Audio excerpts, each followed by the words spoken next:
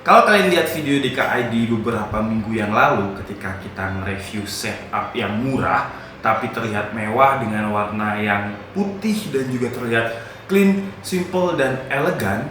Di situ kalian pasti lihat kalau misalkan setup kita itu yang warnanya putih cuman mouse, keyboard, headset, untuk monitor dan juga casing masih berwarna hitam. Nah, akhirnya sekarang saya sudah bisa buat setup full warna putih, tapi monitornya belum, jadi cuman casingnya dulu sementara ini. Tapi saya mau cerita dulu sebentar ya sebelum kita masuk ke pembahasannya.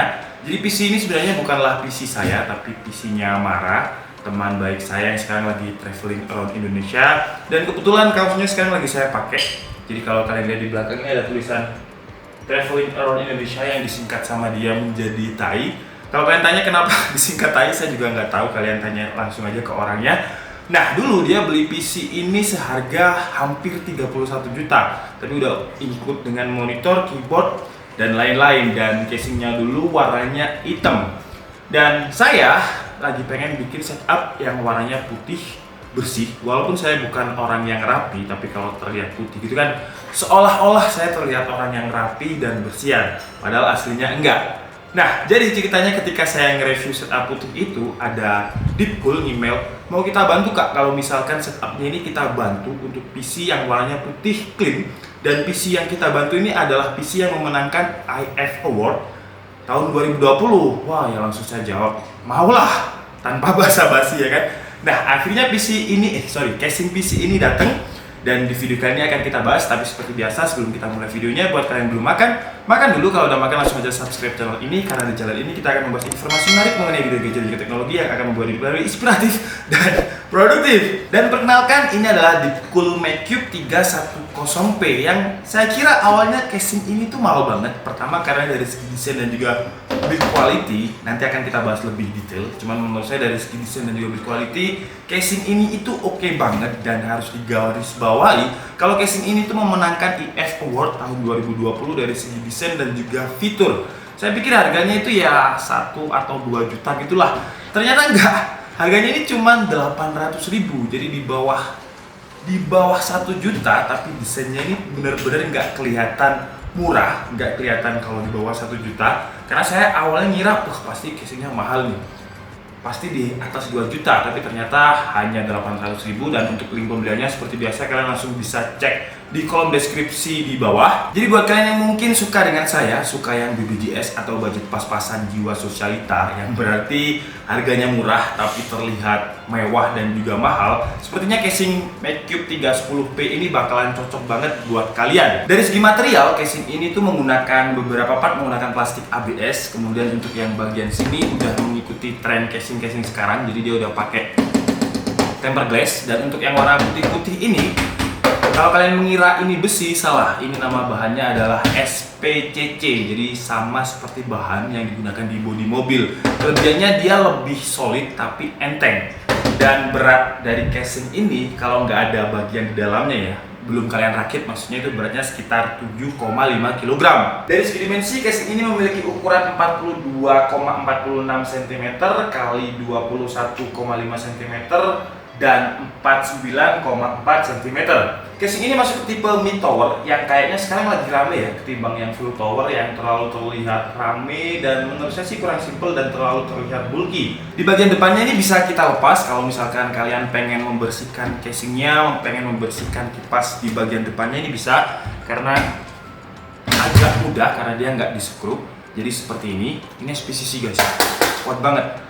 Nah, untuk rear atau kipas di bagian depan ini kalian bisa pasang 3 buah kipas yang berdiameter 120 mm atau 2 kipas yang diameternya 140 mm. Dan casingnya Mara yang lama untuk radiator dan juga fan-nya itu ada di atas, tapi yang versi yang saya ganti ini saya pakai di depan. Kenapa nanti akan saya jelaskan dulu. Kemudian di bagian atasnya ini juga bisa kalian lepas nih. Nah, bisa kalian lepas juga kalau misalkan kalian pengen membersihkan kipas kayak gini, itu kan lebih mudah ya. Kemudian di bagian atas ini juga ada port 2 buah USB 3.0 dan juga audio jack. Nah, sebenarnya kalian juga bisa pasang radiator cooler yang punya saya ini dari Corsair, ukurannya diameternya 140 mm. Sebenarnya bisa taruh di atas, cuman karena cooler dari PC-nya Prisma atau Mara ini RGB dan saya nggak terlalu suka RGB, jadi saya tutupi di sini. Saya taruh di depan karena bagian depannya dia nggak terlihat seperti ini. Kalau di bagian atas dia ada grillnya seperti ini dan seperti Mac Pro ya, cuman hampir mirip ya, bukan sama persis. Lubang-lubangnya ini hampir mirip seperti PC-nya Mac Pro. Nah, kalau di atas dia bakalan nyala dan menurut saya terlalu gonjreng-gonjreng lah karena casing PC-nya udah putih. Ya pokoknya saya itu nggak suka RGB guys karena saya udah dewasa. Jadi mungkin buat kalian yang masih suka RGB kalian bisa taruh coolernya ini di atas karena yang bagian atas ini sama compatibility-nya. Jadi dia bisa pakai 3 kipas yang berdimensi 120 mm atau 2 kipas yang berdimensi 140 mm. Nah, kemudian untuk kipas bawaannya sebenarnya hanya ada di belakang satu dengan diameter 140 mm. Tapi karena di bagian atas ini daripada kosong gitu menurut saya, jadi saya pakai kipas dari casing yang lama dulu, jadi saya taruh di sini. Nah, jadi kalau PC yang dulu itu anginnya radiatornya dibuang ke atas, kalau ini enggak, jadi kipasnya saya buang ke sana, anginnya ke sana, sets, kemudian dibuang ke atas dan juga dibantu dari kipas belakang seperti ini. Dan nanti juga bakalan ada footage di situ biar anginnya kelihatan. Ada pakai asap, jadi kalian bisa lihat asapnya itu mengalir kemana. Kemudian di sini juga magnet guys, di sebelah sini yang bagian tempered glass ini dia juga magnet. Jadi kalian bisa, magnetnya lumayan kuat ya. Di sebelah sini lumayan kuat ini magnetnya.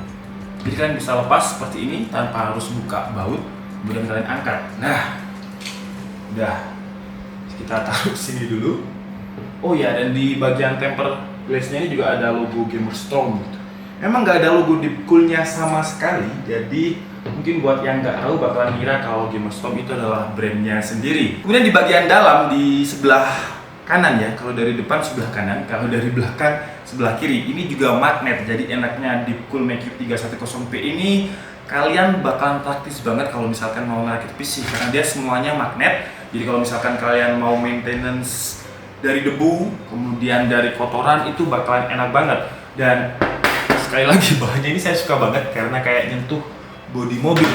Di bagian dalamnya ini ada beberapa part yang menurut saya juga bakalan membantu banget. Jadi ada PCB vent, jadi kalau misalkan kalian pengen langsung nambah kipas, dia bisa langsung nyantol ke PCB ini biar langsung ke motherboard. Kemudian untuk drive bay-nya atau tempat untuk storage-nya, Deepcool 310P MagCube ini bisa kita pasang 5 drive bay atau 5 storage, yang 2 bisa berukuran 2,5 inch atau 3,5 inch di bagian, pokoknya bukan tempatnya PSU, agak ke atasnya PSU. Kemudian kalau yang ada di slot PSU itu kita bisa pasang 3 buah lagi storage hard disk. Jadi buat kalian yang mungkin nyimpen banyak video apapun ya, yang itulah pokoknya ya, kalian bisa sampai nyimpen 5 storage. Kalau misalkan kapasitasnya 4 TB, jadi totalnya 20 TB. Jadi kalian bisa nanti bisa jual lagi videonya ya, di burn pakai kaset kayak gitulah. Kemudian kalau untuk suhu temperaturnya, ketika tadi saya tes untuk running benchmark di sini bench R15 sebanyak 10 kali, untuk skornya sekitar 1200-an CB.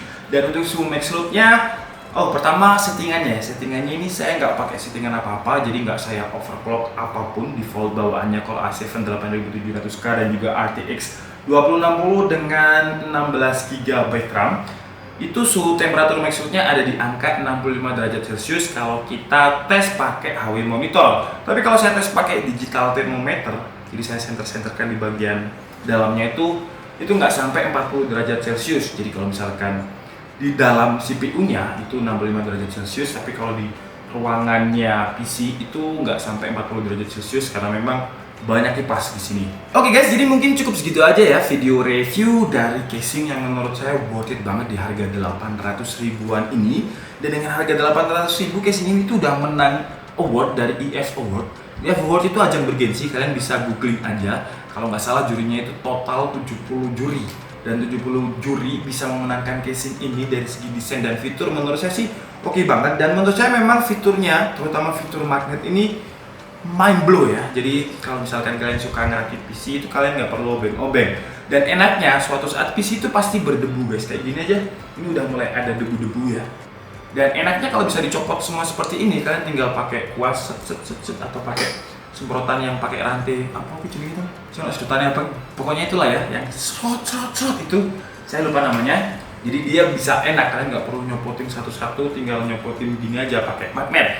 Cuman kekurangannya kalau misalkan kalian punya kabel yang terlalu tebal ya. Kabel saya ini untungnya PSU saya kabelnya nggak tebal-tebal. Salah satu alasan, kalau tadi alasan saya bilang ini RGB biar dia nggak terlihat, saya sembunyikan di sini.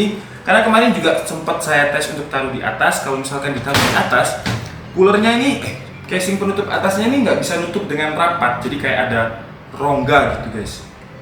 Jadi dengan dua alasan tersebut, karena saya nggak suka RGB dan di bagian atasnya nggak bisa ditutup dengan rapat. Kalau misalkan coolernya ini saya taruh atas, jadi ya akhirnya saya taruh di sini. Dan di bagian casing-casingnya ini juga ada kayak ventilasi seperti ini. Ventilasi. Jadi meskipun di bagian sini tertutup, di bagian atas tertutup, itu juga masih ada ventilasi udara lah. Kekurangannya cuma itu sih. Magnetnya ini yang bagian temper dia kuat, tapi kalau yang bagian belakang menurut saya kurang kuat. Jadi kurang cetak gitu loh, kurang mancep gitu. Kemudian kalau untuk kekurangan lain mungkin kipasnya bawaannya cuma satu ya, cuma di bagian belakang, jadi nggak dikasih. Padahal Deadpool itu punya banyak kipas, kenapa nggak dibonusin gitu? Mungkin setelah saya review ini dan saya kasih link pembelian, nanti sama Deadpool bisa dikasih kipas tambahan biar lebih worth it gitu. Mungkin Deadpool tolong ya. Oke, jadi mungkin cukup segitu aja ya video review kali ini. Semoga video ini bermanfaat dan saya minta maaf kalau ada kesalahan dalam penyampaian informasi. Seperti biasa kalian bisa mengkoleksinya di kolom komentar. Saya Nika Setiabudi and see you on the next video. Bye bye.